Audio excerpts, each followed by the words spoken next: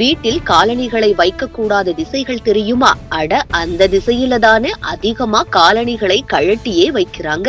வீட்டில் கிழக்கு திசையில் காலணிகளை வைப்பதை தவிர்க்க வேண்டிய அவசியம். தற்போது நமது வீட்டில் காலணிகளை எங்கு வைக்க வேண்டும் என்பது தொடர்பாக பலரும் முக்கியத்துவம் கொடுக்காமல் இருக்கிறார்கள். ஆனால் வீட்டின் கிழக்கு திசையில் காலணிகளை வைப்பது ஆன்மீக ரீதியாகவும் வாஸ்து சாஸ்திர ரீதியாகவும் பல எதிர்மறை விளைவுகளை ஏற்படுத்தும் என கூறப்படுகிறது. கிழக்கு திசையில் காலணிகள் வைப்பதால் ஏற்படும் விளைவுகள்: கிழக்கு திசை சொர்க்க திசையாகவும் செல்வம் மற்றும் சந்தோஷத்தின் காரகராகவும் கருதப்படுகிறது. இந்த திசையில் காலணிகளை வைப்பது நிதி சிக்கல்களை ஏற்படுத்தும். வாஸ்து சாஸ்திரப்படி கிழக்கு திசை சக்தி மிகுந்த திசையாக உள்ளது. அங்கு காலணிகளை வைப்பதால் எதிர்மறை சக்திகள் வீடு முழுவதும் பரவி நன்மை குறையும். குடும்ப உறவுகளில் கருத்து வேறுபாடு, மன அழுத்தம் போன்றவை உருவாகலாம். வீட்டில் அமைதி குறைந்து சிக்கல்களை அதிகரிக்கும். கிழக்கு திசை கல்விக்கான முக்கிய திசையாக பார்க்கப்படுகிறது. இந்த திசையில் காலணிகளை வைப்பதால் குழந்தைகள் கல்வியில் முன்னேற்றம் காண முடியாமல் தடைகள் ஏற்படலாம்.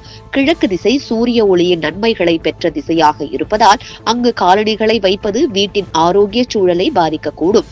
இது உடல்நலக் கோளாறுகள் மற்றும் ஆற்றல் குறைவுக்கு காரணமாகலாம். கிழக்கு திசை தெய்வீக சக்தி நிறைந்த திசையாக கூறப்படுகிறது. அங்கு காலணிகளை வைப்பது வீட்டின் ஆன்மீக அதிர்வுகளை குறைத்து பக்தி மற்றும் தெய்வீக வளர்ச்சியில் தடைகளை உருவாக்கலாம். எங்கு காலணிகளை வைக்கலாம் என்று தெரிந்து கொள்ளுங்கள். வாஸ்து சாஸ்திரத்தின்படி வடக்கு, மேற்கு திசை அல்லது தென்கிழக்கு திசையில் காலணிகளை வைப்பது நல்ல பலன்களை தரும். வீட்டு பிரதான வாசலில் காலணிகளை குவிப்பதை தவிர்த்து காலணி அலமாரிகளை உள்ளடக்கிய திசைகளை சரியாக பரிசீலித்து வைக்க வேண்டும். வாஸ்து சாஸ்திரத்தின் அடிப்படையில் வீட்டில் செருப்புகளை வைப்பதில் சிறிய கவனம் செலுத்துவதால் வாழ்க்கையில் நன்மை மற்றும் வளம் நிலைத்திருக்கும். செல்வ வளம், ஆரோக்கியம், ஆன்மீக வளம் ஆகியவை பாதிக்கப்படாமல் இருப்பதற்காக கிழக்கு திசையில் காலணிகளை வைப்பதை தவிர்க்க வேண்டும்.